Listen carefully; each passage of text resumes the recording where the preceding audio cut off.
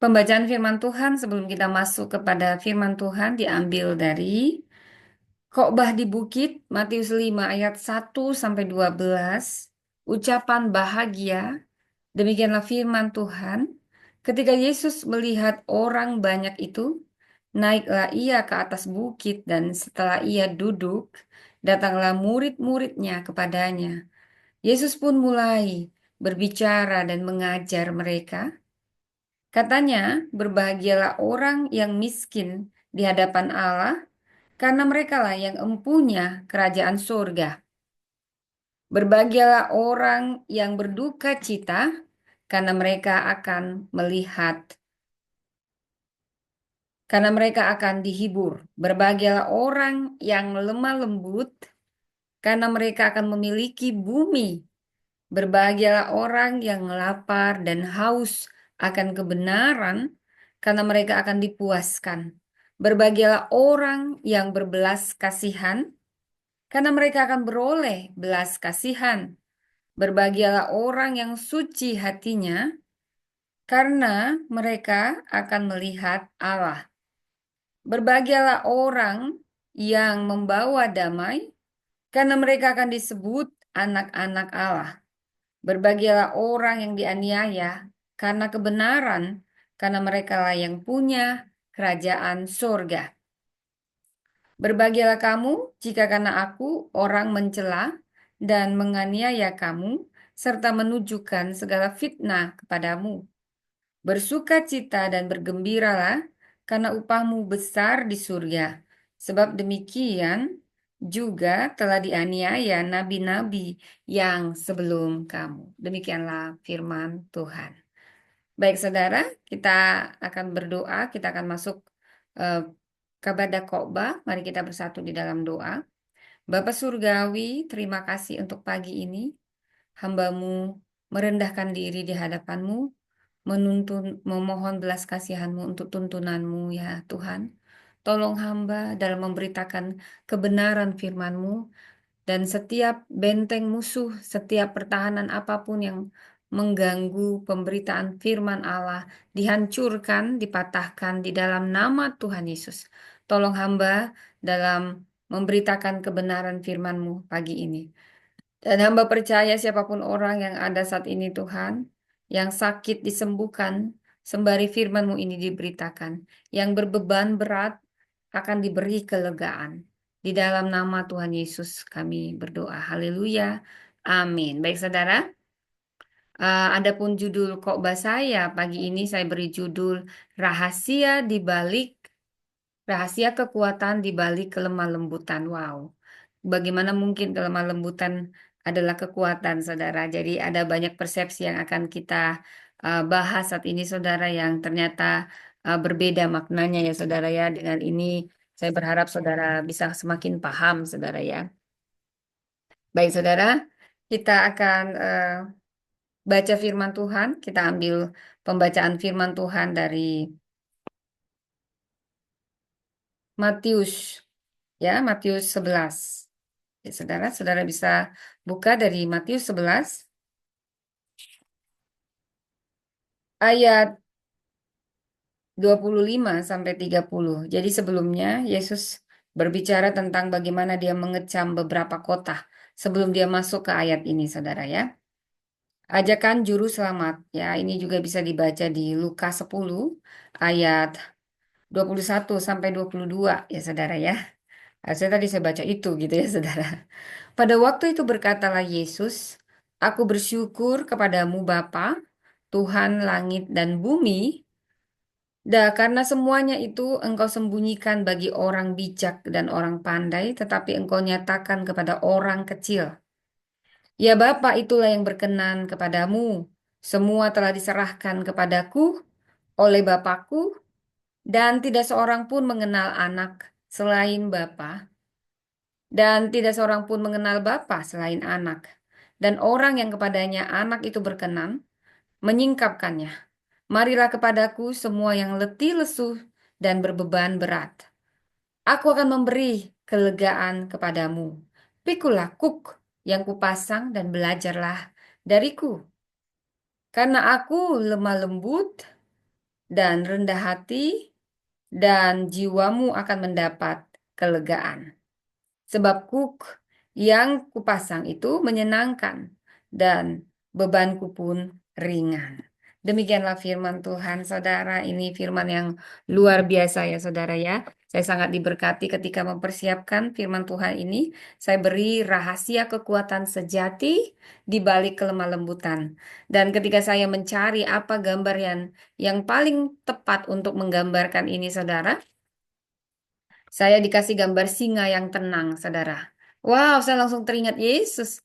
Ya, singa dari Yehuda. Saudara, kadang kita salah, tetapi baiknya saya mau katakan dulu ya, ini dari perikopnya, ini ajakan juru selamat ya, undangan dari Tuhan. Dia mengajak semua orang yang letih, lesu, dan berbeban berat ya, semua yang untuk datang kepadanya ya, untuk datang kepada Tuhan.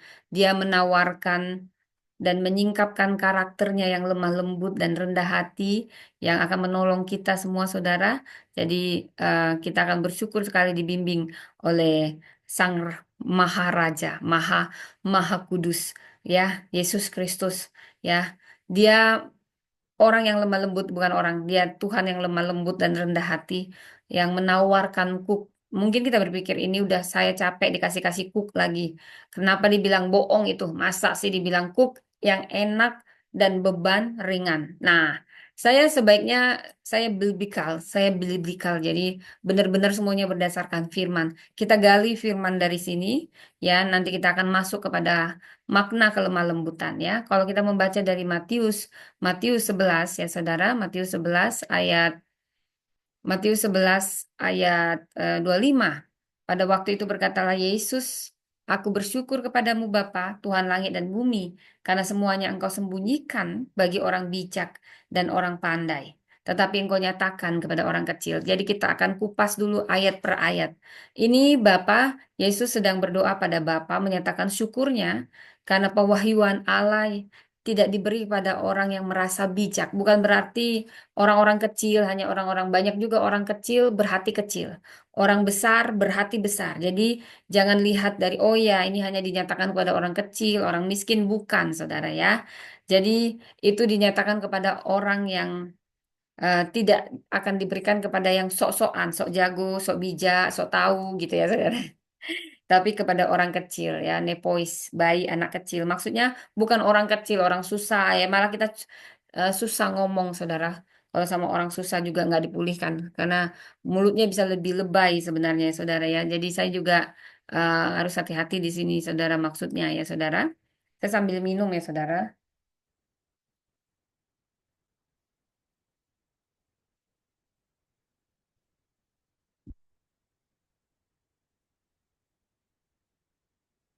Jadi kepada Bapa menyatakan rasa syukur Allah. Jadi ini maksudnya orang kecil punya hati seperti anak kecil, saudara yang langsung percaya, ya, sederhana, dia kepercayaannya itu sederhana, maksudnya seperti itu.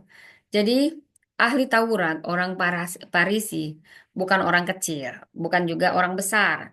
Mereka mungkin orang yang religius, tetapi sok-sokan, merasa dirinya bijak. Sehingga sulit orang-orang yang sok tahu begini memahami kerajaan Allah. Tapi orang sederhana yang hatinya tulus, rendah hati, mau menerima, mau diajar, ini justru lebih paham kerajaan Allah. Itulah kenapa Tuhan suka menyatakan kerajaan Allah ini pada orang kecil. Maksudnya di situ. Jadi pewahyuan ilahi ini bukan soal kecerdasan manusia, tetapi ini lagi bicara tentang sikap hati yang mau menerima kebenaran firman Tuhan. Saudara, bila kita ingat, saya ingat 1 Korintus 1 ayat 27, tetapi apa yang bodoh bagi dunia dipilih Allah untuk memalukan orang yang berhikmat ya. Kemudian bila kita masuk ayat 26, ya Bapa itulah yang berkenan kepadamu. Apa maksud maknanya? Yesus menegaskan bahwa ya yang berkenan menegaskan bahwa kebenaran untuk menyatakan kebenarannya kepada orang yang rendah hati dan sederhana Kerajaan Allah bekerja itu berdasarkan kasih karunia, bukan berdasarkan kepintaran kita, status kita, dan menegaskan bahwa keselamatan itu adalah anugerah, bukan hasil usaha manusia. Seperti dikatakan di Efesus 2 ayat 8 sampai 9, sebab karena kasih karunia kamu diselamatkan oleh iman. Itu bukan hasil usahamu, tetapi pemberian Allah, bukan hasil pekerjaanmu. Jangan ada yang memegahkan diri, ya. Jadi Matius 11 ayat 27 dikatakan semua telah diserahkan kepadaku oleh Bapakku dan tidak seorang pun mengenal anak selain Bapak. Kita bahas dulu ayat dari Matius 11 sampai ayat 27 sampai ayat 25 sampai 30 ini satu persatu ya saudara ya, biar makin paham. Nanti juga saya akan bahas latar belakang. Saya beli-belikal sekali ya saudara. Jadi, tidak seorang pun mengenal anak selain Bapa dan tidak seorang pun mengenal Bapa selain anak dan orang yang kepadanya anak itu berkenan. Nah, ini maknanya dalam. Yesus sedang menyatakan dia punya otoritas dari Tuhan, otoritas penuh. Jadi, ini kesatuan Tritunggal, anak Bapa dan Roh Kudus ya, Bapa, Anak, Roh Kudus. Ini eksklusif, hanya melalui Yesus kita bisa mengenal Bapa. Bohong kita bilang kenal Bapa, nggak kenal Yesus. Ini deklarasi Yesus, dia satu-satunya jalan kepada Allah. Seperti yang dia juga deklarasikan di Yohanes 14 ayat 6. Akulah jalan, kebenaran, dan tidak seorang pun datang kepada Bapa kalau tidak melalui aku. Yesus jalan, kebenaran, dan hidup. Dalam Kolose 1 ayat 15 juga dinyatakan, saudara, ia adalah gambar Allah yang tidak kelihatan, yang sulung, lebih utama dari segala yang diciptakan. Kita masuk ayat 28, Matius 11 ayat 28. Marilah kepadaku, semua yang letih lesu dan berbeban berat, aku akan memberi kelegaan kepadamu. Ini adalah undangan universal, saudara ya, universal kepada semua yang merasa letih, ya, baik fisiknya, baik emosionalnya, baik spiritualnya, keletihan itu banyak ya saudara ya. Jadi orang Yahudi pada saat itu saya mau kasih tahu dibebani oleh hukum agama yang berat ya. Dari para pemimpin pemuka-pemuka agama membuat hukum yang berat saudara. Jadi Yesus sedang menawarkan kelegaan sejati yang berasal dari kasih karunia-Nya. Dia sedang menunjukkan aku mempunyai kasih karunia untuk engkau ya. Jadi di sini ada kelegaan saudara ya, kelegaan. Bila kita membaca kelegaan ya. Dikatakan, saudara, ini saya kayaknya mau ingin duduk, saudara. Saya duduk dulu deh, saudara, capek, saudara. Baik, maaf ya.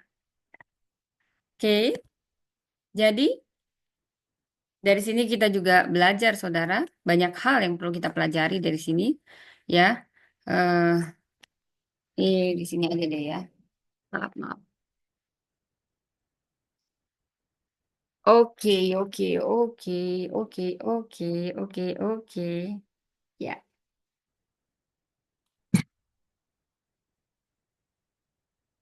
oke, bisa lihat saya, saudara. Ya. Ya, mohon maaf ya. Nah, jadi mungkin bisa lagi begini kali.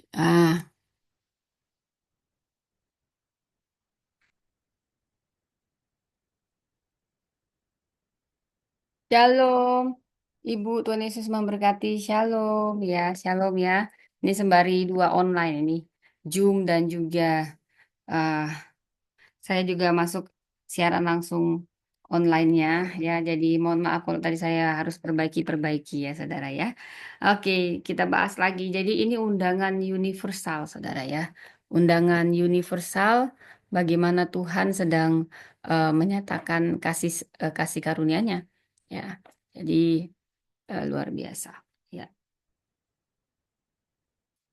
Karena ini ada dua Zoom ya saudara ya, mungkin saya akan tatap di sini, tatap di situ gitu ya. Jadi mohon maklum ya.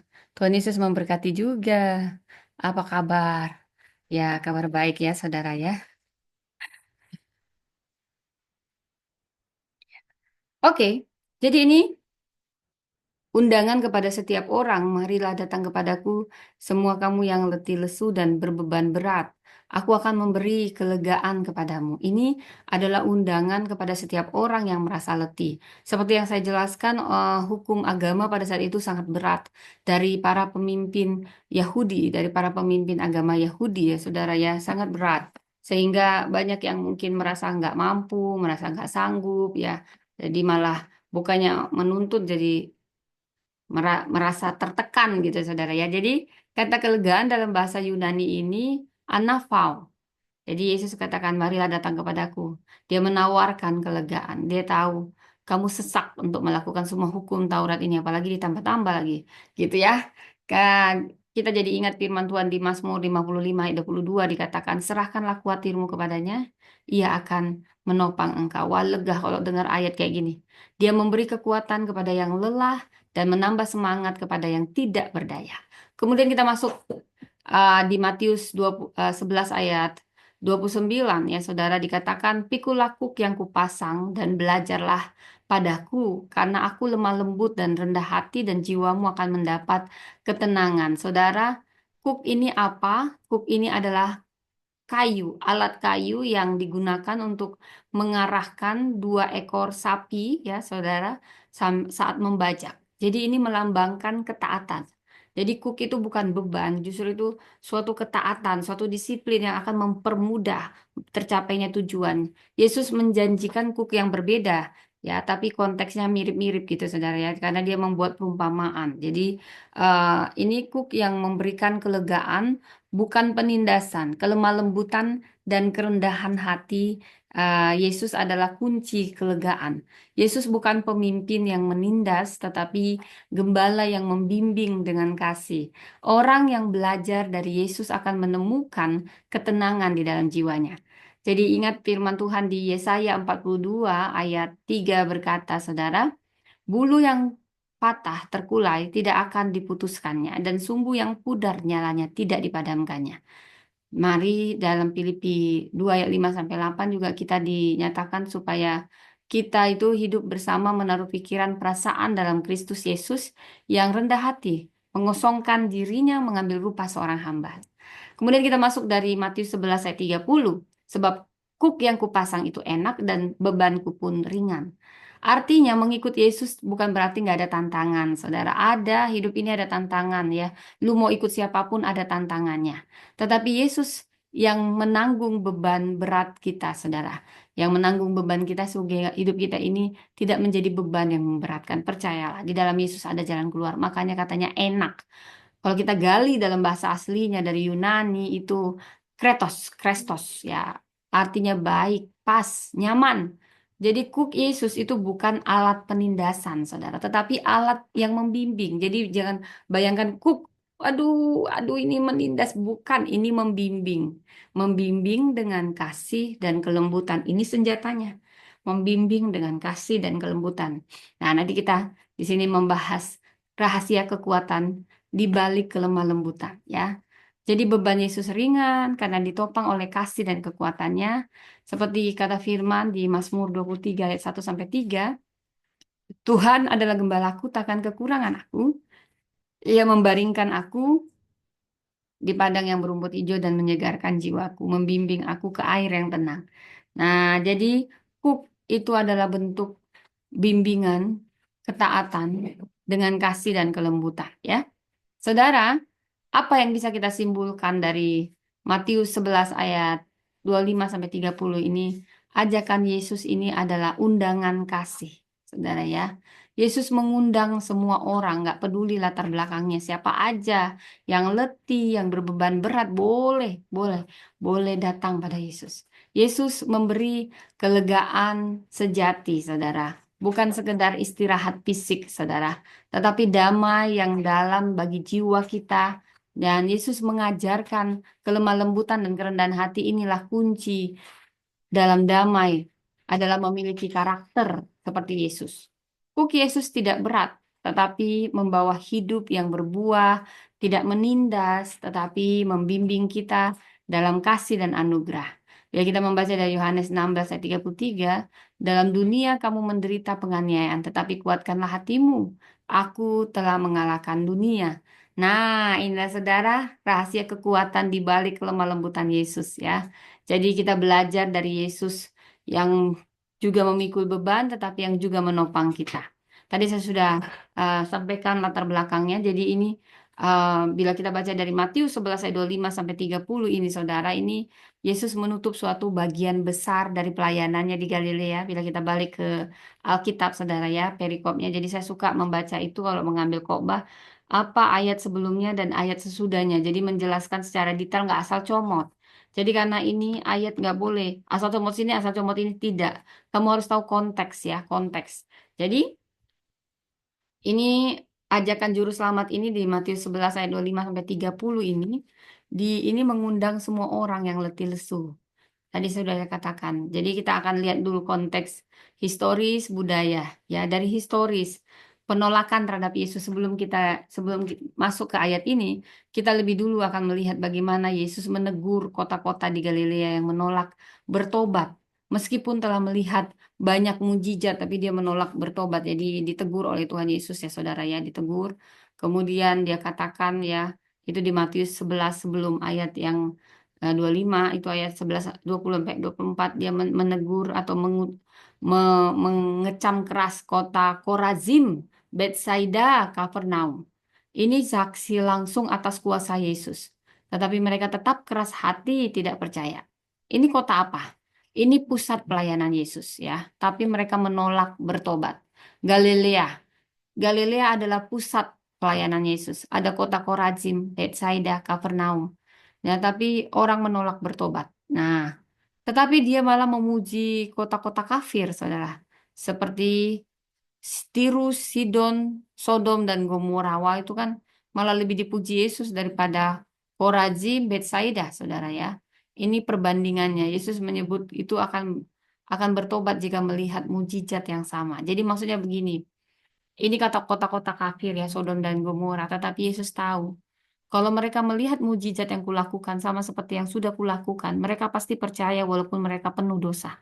Tetapi kau sudah lihat mujizat, baik engkau kota Korazim, Betsaida, ya, tapi tetap aja kau keraskan hatimu. Jadi ini tentang keras hati, saudara ya, bukan nggak melihat mujizat, melihat tapi dikeraskan hati. Nah ini bahaya. Nah ini kota-kotanya itu pusat pelayanan Yesus, tapi mereka menolak untuk bertobat, saudara. Wah, ini bahaya juga menolak untuk bertobat, ya.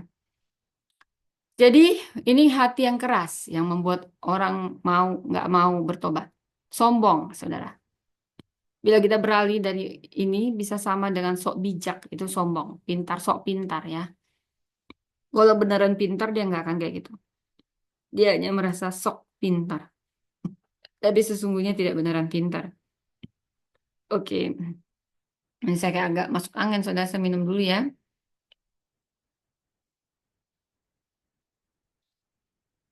Oke. Jadi kalau kita melihat dari konteks budaya, saudara ya, dari beban hukum Taurat, ini bicara kepada orang Yahudi di bawah hukum Taurat yang dipersulit, saudara ya, oleh ajakan para ahli Taurat orang Farisi. Dalam tradisi Yahudi, Taurat itu itu seperti beban yang harus dipikul setiap orang Yahudi yang taat. Pemimpin agama menambah-nambahin lagi aturan tambahan yang memperberat rakyat. Dia mengikat beban-beban berat, meletakkannya di atas bahu orang, tetapi tidak mau menyentuhnya. Orang Yahudi merasa tertindas oleh tuntutan agama yang kaku, ya. Jadi tanpa mengalami kasih karunia, kasihan sebenarnya yang seperti ini, saudara, kasihan banget.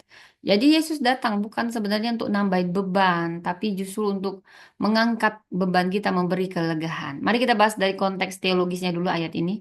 Ini Yesus sedang mengungkapkan hati Bapa dan menawarkan kasih karunia ya, karena dia memanjatkan doa ini kepada Bapa bahwa kerajaan Allah tidak dinyatakan kepada orang yang menganggap diri bijak seperti ahli Taurat, orang Farisi ya, tetapi yang rendah hati. Maksudnya bukan posisi, ini bukan bicara posisi saudara, tetapi seperti anak kecil gitu ya, yang percaya. Ini paradigma baru dalam kerajaan Allah. Jadi bukan kebijaksanaan manusia yang membawa perubahan kepada keselamatan, tetapi hati yang mau menerima pewahyuan dari Tuhan. Dia juga menyatakan bahwa hanya melalui Kristus kita dapat mengenal Bapa. Betul. Jadi nggak bisa kamu langsung kenal Allah Bapa tanpa kau kenal Kristus. Ya, ini pernyataan luar biasa. Karena satu-satunya jalan itu hanya Kristus. Mengenal Allah secara pribadi. Nah, bila kita melihat ini mengundang semua orang, baik yang letih lesu berbeban berat. Bukan karena penderitaan hidup, tapi karena sistem agama. Ya, sistem agama yang menekan mereka.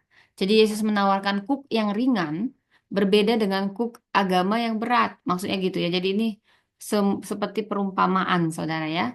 Ya, perumpamaan. Dia berkata, belajar padaku karena aku lemah lembut dan rendah hati.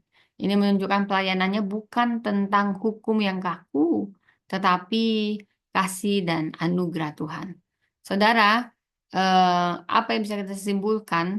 Bahwa penolakan orang-orang yang mengandalkan kebijaksanaannya sendiri itu membuat kita akan salah langkah.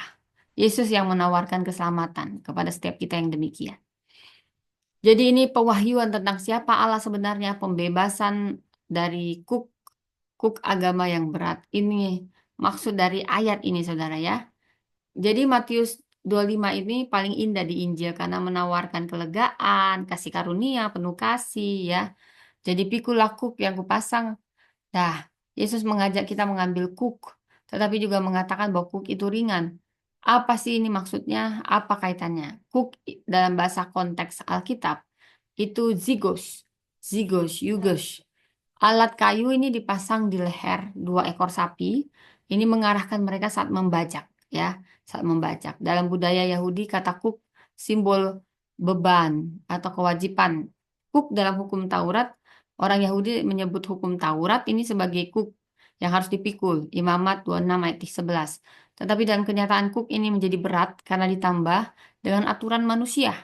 Kuk perbudakan ini seperti kita bisa baca di Yeremia 27 ayat 8, saudara. Kuk juga melambangkan perbudakan dan penindasan. Kuk dalam ajaran Yesus ini membalikkan makna, membebaskan kita dari kuasa yang sama sekali tetap menawarkan kuk yang berbeda, tetapi kuk yang membawa kelegaan, bukan penderitaan, saudara. Jadi pertanyaannya kenapa kuk Yesus berbeda dan lebih ringan? Dia mengatakan tidak sedang mengatakan hidup kita tidak akan ada beban. Sebaliknya dia mengundang dan menukar kuk yang berat dengan kuknya yang ringan. Artinya apa? Yesus memikul beban bersama kita. Makanya dia pakai lambang kuk. Ada Yesus di sebelahnya, ada kamu. Dalam sistem pertanian, kuk itu kan dipasang pada dua ekor sapi, di mana satu lebih kuat. Nah, sapi yang lebih kuat, saudara, mohon maaf.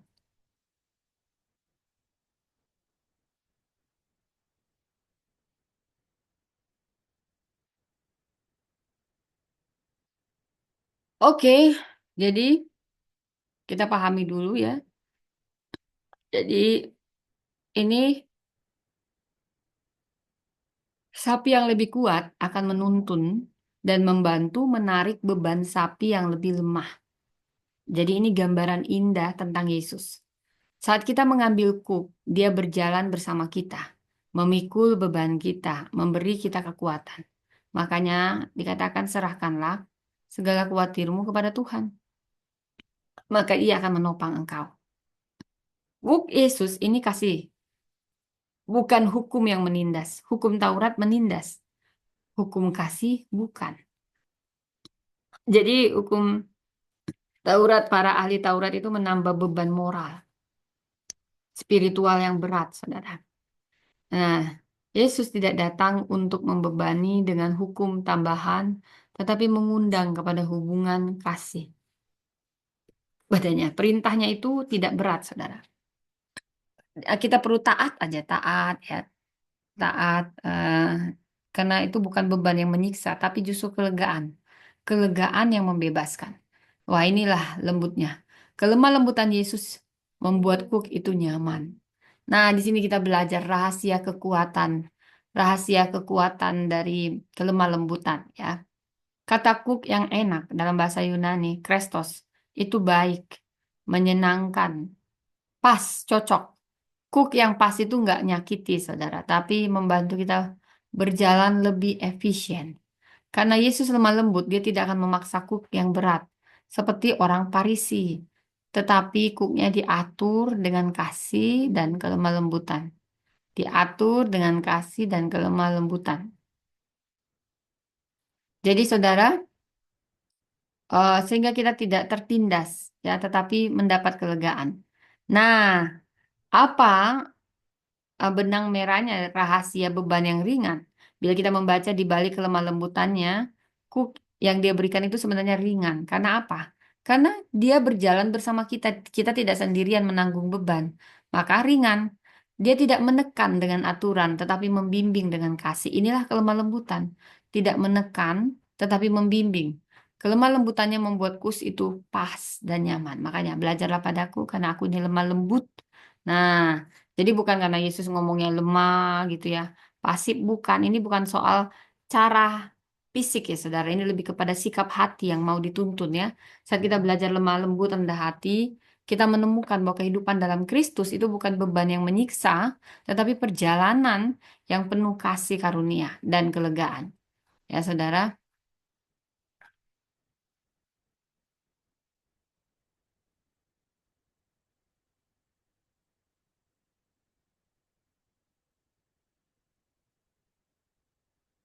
Ya, kita akan belajar lagi saudara. Nah, kita masuk kepada khotbah rahasia kekuatan di balik kelemah lembutan ya saudara.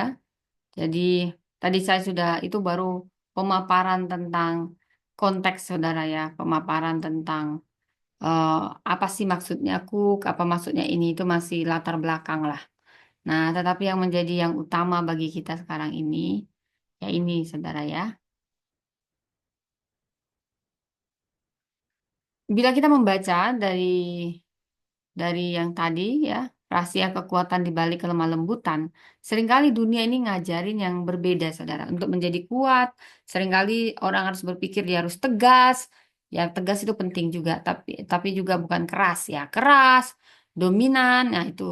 Tapi Yesus memperkenalkan konsep yang berbeda, kelemah lembutan. Ini kekuatan sejati. Ayat 29 dari Matius 11. Pikulah kuk yang kupasang dan belajarlah padaku karena aku lemah lembut rendah hati, lemah lembut, rendah hati. Artinya walaupun aku berkuasa, aku nggak menindas, tapi membimbing. Dan rendah hati dan jiwamu akan mendapat ketenangan. Saudara ini ajakan yang luar biasa. Pikul aku yang kupasang dan belajarlah padaku, rendah hati. Dan berbagilah orang yang lemah lembut, karena mereka akan memiliki bumi. Dulu aku punya konsep yang salah tentang guruku, guru agama.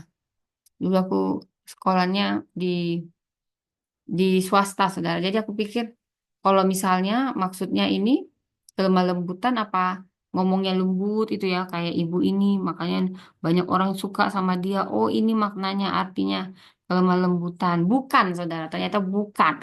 Bukan suaranya yang lemah lembut, bukan wajahnya, bukan apa. Tapi sikap hatinya yang lemah lembut. Artinya dia berkuasa tapi nggak semena-mena. Itu butuh sikap hati yang lemah lembut ya. Jadi Yesus itu mengkritik orang-orang yang keras hati dan senang orang yang sederhana dan percaya. Dan makanya dia mengundang setiap orang. Jadi apa sih sebenarnya kelemah lembutan itu? Kalau kita ambil dari bahasa Yunaninya, lemah lembut dalam Matius 11 ayat 29 tadi, itu asal katanya dari praus. Praus itu Matius 5 ayat 5 ini bukan berarti lemah, bukan berarti pasif, tetapi menggambarkan kekuatan yang terkendali, saudara. Ada kekuatan yang terkendali, seperti kuda liar yang telah dijinakkan, punya kekuatan, tetapi tunduk pada kendali. Itu kerendahan hati dan kesabaran dalam menghadapi situasi sulit ya. Punya sikap hati yang dia menyerahkan itu segala sesuatu, menyerahkan segala sesuatu kepada Tuhan. Itu kelemah lembutan. Jadi itu bicara ke sikap hati, tidak suka dendam, balas kejahatan dengan kejahatan gitu ya saudara ya. Jadi Yesus adalah contoh sempurna dari kelemah lembutan walau berkuasa, tapi Yesus rendah hati. Kalau dia nggak rendah hati, nggak mau dia lahir di kandang domba. Ya nggak mau dia tersiksa, tapi dia berkuasa namun merendahkan hatinya, saudara. Jadi itu kekuatan yang terkendali. Yesus contoh yang paling sempurna. Ya kita melihat dikatakan berbagi yang lembah lembut mereka memiliki bumi. Ini janji yang luar biasa, saudara ya. Dunia mungkin mengira bahwa orang yang kuat, agresif, berkuasa, yang bisa berkuasa, tetapi Yesus berkata, justru yang lemah lembutlah yang akan memiliki bumi. Artinya apa ini, saudara? Berkuasa secara rohani di dunia ini. Orang lemah lembut itu punya hati damai, tidak mudah diguncang oleh em, situasi. Kemudian bagian dalam kerajaan Allah yang kekal. Akhirnya kita akan mewarisi bumi karena kita menjadi bagian dari kerajaan Allah yang kekal. Wow. Jadi kita salah sama ini ya. Buat bak. Ya, saudara. Kemudian bagaimana kita belajar kelembutan Yesus? Wow, ini yang jadi pertanyaan. Bukankah setelah ini kita ingin kita menjadi orang-orang yang lemah lembut? Ya, mari kita belajar dari Yesus. Dia punya sikap yang lemah lembut, tunduk pada kuknya, sama seperti kita tunduk pada apa yang Tuhan perintahkan, tunduk pada kuknya. Artinya, pikulah kuk yang kupasang dan berjalanlah bersamaku. Artinya, kuatkan kuk itu pertanian ya, melambangkan tadi ya. Jadi kalau kita memikul kuk ya, kita itu tunduk, tunduk pada kuk, mau taat, taat itu penting. Itu kelemah lembutan taat, berjalan bersama Tuhan yang menuntun. Kemudian melembutkan hati itu, kelembutan hati itu berarti menyerahkan diri kepada Tuhan. Menyerahkan diri kepada Tuhan bukan kepada dia. Dia menyerahkan diri kepada Tuhan. Jadi bisa dibuat saudara. eh, Orang yang lemah lembut ini menyerahkan diri kepada Tuhan. Dia mau diajar, dia mau dibentuk oleh Tuhan ya dalam segala situasi. Bukan keras hati, tapi lembut, mau dibentuk, mau dikendalikan sama Tuhan. Nah ini artinya makna dari ayat ini, saudara. Kemudian kita pasti akan menerima kelegaan. Peter, tutup, buka pintu bawah, buka pintu bawah. Ya, menerima kelegaan sejati dalam Kristus, saudara. Ya, jadi kuk yang kupasang itu enak, ringan bebanku. Dunia ini berat, hukum dunia ini berat. Dunia ini juga dibebani oleh banyak hal, banyak aspek. Ada kekhawatiran, ya. Ini saya ini dulu ya, ada kekhawatiran, ada apalagi kuku di dunia ini. Selain kekhawatiran, banyak hal, saudara ya.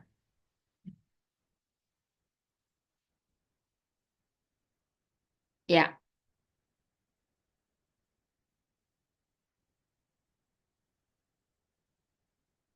kelemah lembutan itu bukan kelemahan, tetapi kekuatan terkendali.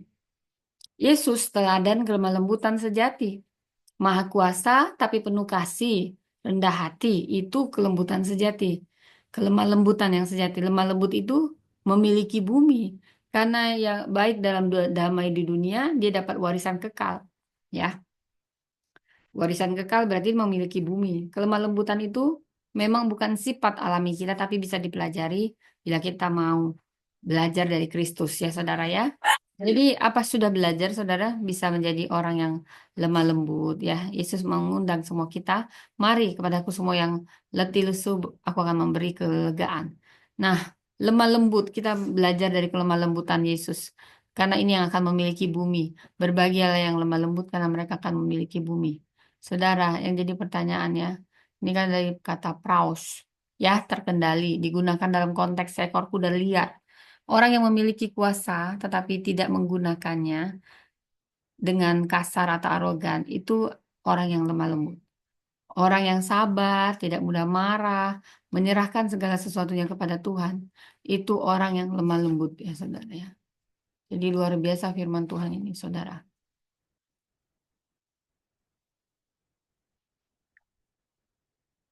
Ya saudara, jadi artinya eh, mengapa kelemah lembutan kunci kita bisa memiliki bumi? Pertama, karena yang lemah lembut bukan berarti lemah atau menyerah, saudara. Ini beda ya. Ini beda sekali yang dimaksud di sini. Nanti jangan sampai saudara salah salah paham maksud saya ya. Jadi, nah lemah lembut ya banyak contohnya. Jadi itu dia orang yang berkuasa tetapi mengendalikan dirinya, tidak bersikap seenak-enak. Raus, lemah, tapi punya kekuatan terkendali. Nah, jadi di sini kita lihat lemah lembut bukan tentang fisik, saudara ya, tetapi ini bukan bicara tentang suara yang pelan, suara yang pasif, tetapi tentang hati. Hati yang mau diatur, hati yang tunduk dan dikendalikan Tuhan, meski tetap kuat. Jadi orang yang lemah lembut itu sebenarnya orang yang sangat kuat dan berpengaruh, tetapi dia tidak arogan, tidak kasar, tidak menggunakan kekuatannya untuk menindas. Ya, mereka berserah kepada Tuhan, kemudian bersabar dalam tekanan dan merespon dengan kasih, bukan dengan kemarahan atau dengan balas dendam, saudara. Sama seperti Kristus datang, walau dia pemilik semuanya, dia datang sebagai juru selamat. Ya, dia menghancurkan musuhnya, tetapi memilih mengampuni. Dan juga dia em, tidak membalas kejahatan dengan kejahatan, tetapi menunjukkan kasih. Jadi, kelemah lembutan kekuatan yang dikendalikan, kebijaksanaan dan kasih ini pengendalinya. Orang lemah lembut memiliki bumi karena bisa dipercaya Tuhan, maka dia memiliki bumi karena dia bisa memimpin dan mengelola bumi ini dengan bijaksana. Mari kita pelajari dari Mahatma Gandhi. Siapa dia? Ini tokoh luar biasa dari kelemah lembutan. Dia sebenarnya kuat berpengaruh, tetapi dia menghadapi penindasan Inggris dengan cara yang damai, bukan kekerasan, dengan kesabaran, ketekunan, dan ini selalu melarang kekerasan, saudara. Jadi luar biasa. Dia berhasil menggerakkan jutaan orang berjuang demi kemerdekaan India. Sikapnya rendah hati dan damai bukan tanda kelemahan, tetapi justru strategi yang lebih kuat dari kekerasan. Jadi akhirnya dia mengalahkan kekuatan besar hanya dengan kelemah lembutan, keberanian, dan dari Gandhi kita belajar lemah lembut bukan berarti tidak bertindak, saudara. Lemah lembut justru bertindak, ya. Tetapi bertindak yang bagaimana dengan penuh hikmat. Lemah lembut punya prinsip, punya keberanian, tidak balas yang jahat dengan yang jahat. Jadi eh, bukanlah menguasai orang lain dengan paksaan, tetapi pengaruh dan hati yang tulus. Ya, ia tunduk kepada Tuhan dan membiarkan Tuhan mengendalikan hidupnya, ya saudara ya. Jadi kita juga belajar dari Musa. Musa adalah pemimpin yang lemah lembut. Kenapa dibilang lemah lembut? Bukan karena dia bicaranya lemah, lalu lembut banget. Bukan, saudara. Tetapi dia berserah kepada Tuhan, bukan bertindak dengan keinginannya. Jadi lemah lembut sekali lagi bukan berarti lemah, tapi punya prinsip, punya keberanian. Dan pemimpin sejati yang memerintah dengan tangan besi, ini dia memerintah dengan tangan besi, tetapi dia memimpin dengan hati yang lembut dan bijaksana. Kelemah lembutan adalah kekuatan sejati. Baik Ganda, baik Musa ini menunjukkan kelemah lembutan itu kekuatan yang dikendalikan dengan hikmat dan kasih. Gandhi menjelaskan mengalahkan penjajah itu harus dengan damai.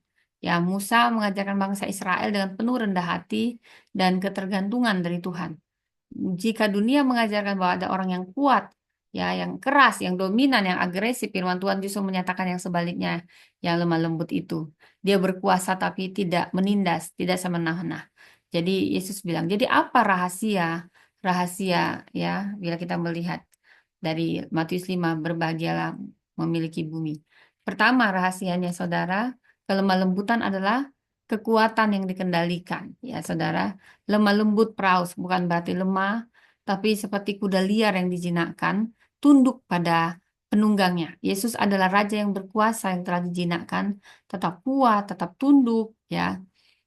Kemudian kelemah lembutan juga ini bicara tentang mengalahkan dunia ini dengan damai, bukan dengan kekerasan. Dunia mengira kemenangan diraih, ya, dengan dominasi, mengajarkan kemenangan sejati datang dari hati yang tunduk, ya. Dan lemah lembut tidak bersaksi dengan kemarahan atau balas dendam, tetapi menguasai diri. Kita menang karena hikmat, dipercaya memiliki bumi, mengelola, memimpin, dan menikmati berkat Tuhan, saudara. Kemudian kelemah lembutan itu menarik kuasa dan otoritas Tuhan. Menarik kuasa dan otoritas Tuhan. Menarik kuasa dan otoritas Tuhan, ya saudara. Ini kelemah lembutan, hebatnya kelemah lembutan. Ya. Jadi belajarlah padaku. Kenapa? Karena kuasa sejati tidak berasal dari ambisi kita manusia, tetapi dari penyerahan total hidup kita kepada Tuhan. Musa yang lemah lembut di Bilangan 12 ayat 3 justru dipilih untuk memimpin Israel. Tuhan mempercayakan kepemimpinan kepada mereka yang rendah hati, bukan yang memaksakan kehendak. Ini yang jadi rahasianya, rendah hati, bukan memaksakan kehendak. Orang yang lembut tidak kehilangan kuasa, tetapi justru mendapatkan kuasa dari Tuhan. Mereka akan memiliki bumi karena Tuhan mempercayakan dunia ini kepada mereka untuk dipimpin dengan bijaksana. Saudara, pertanyaannya, maukah kita belajar dan menemukan kekuatan sejati dalam kelemah lembutan? Saudara, tadi kita udah belajar dari Musa dan ini. Jadi kelemah lembutan adalah kekuatan yang dikendalikan, lemah lembut praus, kekuatan yang dikendalikan. Ingat, kelemah lembutan bukanlah kelemahan, tapi kekuatan yang dikendalikan. Ya, kelemah lembutan itu sikap hati yang rendah hati, berserah. Ya, yang lemah lembut tidak merasa perlu membela diri dengan kekerasan, saudara, atau kesombongan, tetapi percaya bahwa Tuhan yang membela. Dia mungkin merasa tidak harus selalu menang, tetapi kesejahteraan yang berlimpah-limpah. Orang yang lemah lembut tidak mengandalkan kekuatan dirinya dan bersandar pada kuasa Tuhan. Jadi kuasa Tuhan melebihi apapun, percayalah. Ya. Jadi orang yang lemah lembut tidak mengandalkan kekuatan dirinya tetapi kuasa Tuhan. Kelemah lembutan ini pilihan untuk merespon dengan kasih, bukan dengan kemarahan, saudara. Saya sambil minum.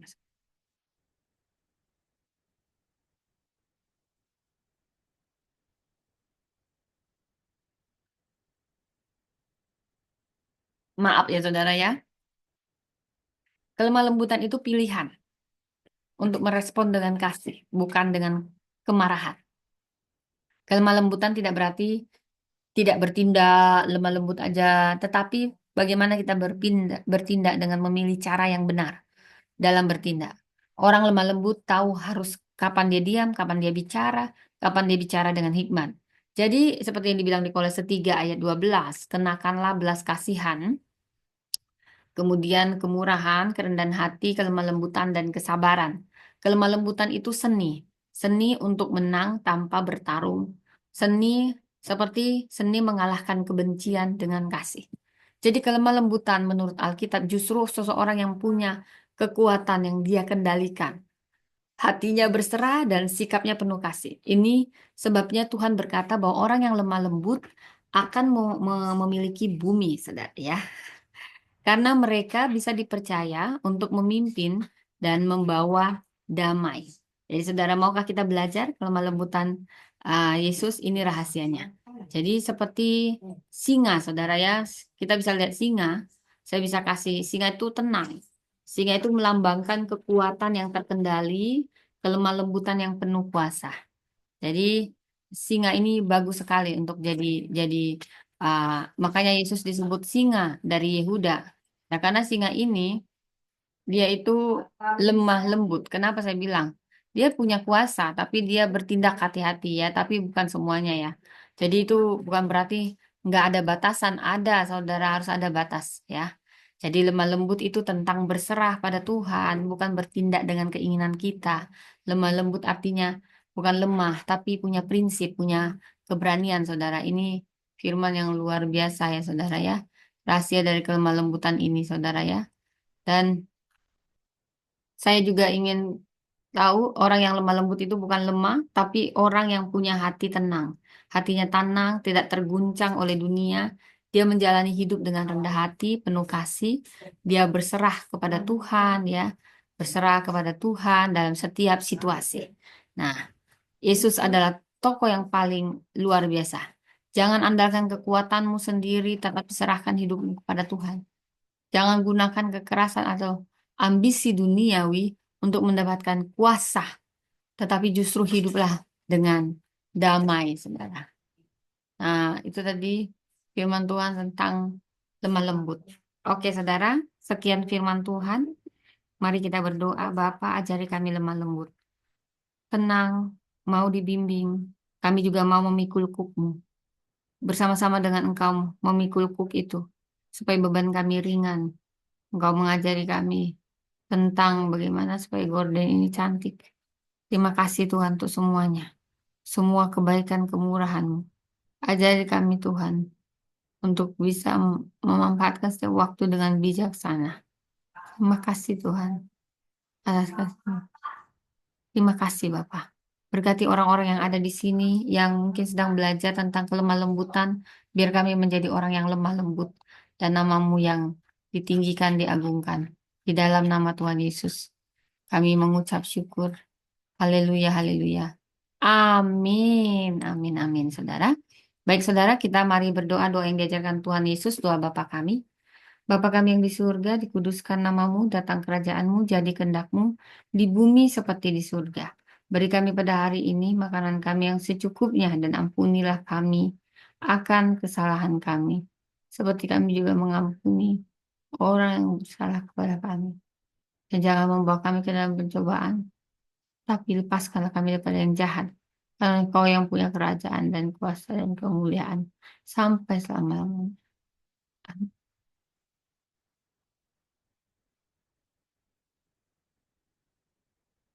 Terima kasih Tuhan. Saudara angkat tanganmu, kita terima berkat Tuhan. Tuhan menghadapkan wajahnya kepadamu. Tuhan menyinari kita dengan wajahnya dan kasih karunia-Nya memenuhi kita. Diberkati keluarga kita, anak cucu kita. Diberkati apapun yang kita lakukan dibuat Tuhan berhasil. Bagi kemuliaan namanya. Bapa terima kasih.